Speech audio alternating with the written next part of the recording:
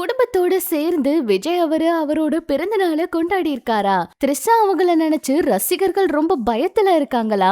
வாங்க என்னாச்சுங்கிறத பார்க்கலாம். விஜய் அவர்களோட இன்னைக்கு பிறந்த நாள் அப்படிங்கறதுனால தமிழகம் முழுக்க எல்லாருமே வாழ்த்துக்களை சொல்லிட்டு இருக்காங்க. முதலமைச்சரா அவருடைய பிறந்த நாளை இன்னைக்கு கொண்டாடுறாரு.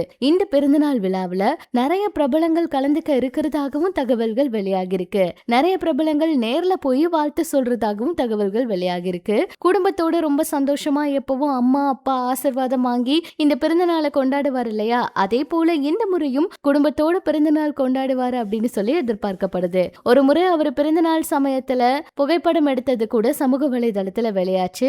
அதே போல அன்னையர் தினத்துக்கு அம்மாவோட எடுத்துக்கிட்ட புகைப்படங்கள் கூட சமூக வலைதளத்துல வெளியாச்சு.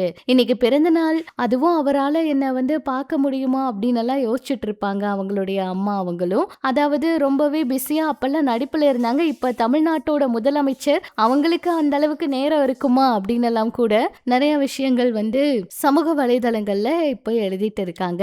அதே போல போன வருஷம் பிறந்த நாளப்ப த்ரிஷா அவங்க பண்ண விஷயங்கள் தான் எல்லாத்துக்குமே பிரச்சனையை ஏற்படுத்துச்சு. அதே போல இந்த வருஷமும் தயவு செஞ்சு எதுவும் பண்ணிடாதீங்க, அவர் தமிழ்நாட்டோட முதலமைச்சர், இந்த மாதிரி புகைப்படம் பதிவிடுறது இந்த மாதிரி விஷயங்கள் எல்லாம் விட்டுட்டு நேர்ல போய் கூட நீங்க தொலைபேசி வாயிலா கூட வாழ்த்து சொல்லிட்டு வந்துருங்க.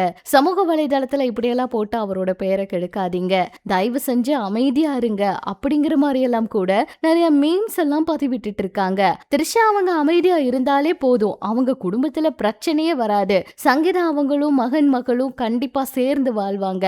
இவங்கனாலதான் இத்தனை பிரச்சனையும், இவங்க பண்ற வேலைதான் அப்படின்னு எல்லாம் கூட சமூக வலைதளங்கள்ல நிறைய பேர் த்ரிஷா அவங்கள திட்டியே பதிவிட்டு இருக்காங்க.